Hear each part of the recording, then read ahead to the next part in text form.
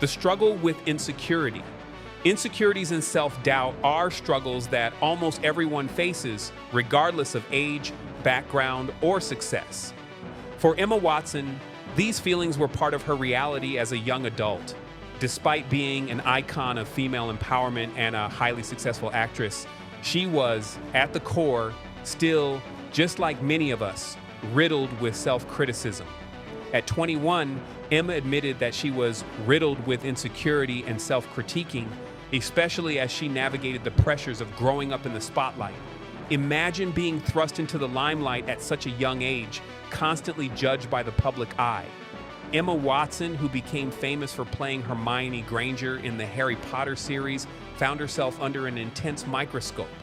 Every photo, every red carpet appearance, every interview was scrutinized, and she couldn't escape the feeling of not measuring up.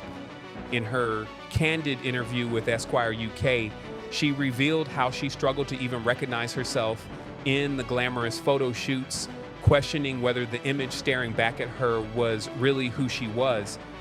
Being in the public eye can intensify these feelings, especially when media outlets and social platforms uphold such unrealistic beauty standards. Emma, just like so many others, was exposed to an environment that constantly tells women what they should look like: slim, flawless, and perfect.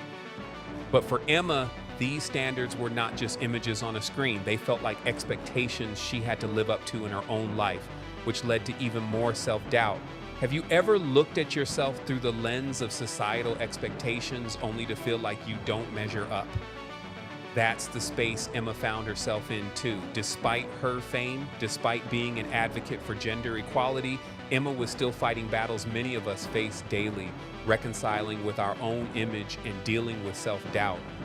But it was in recognizing that the problem wasn't her, but the system around her, that Emma began to see a way out of this suffocating cycle of insecurity.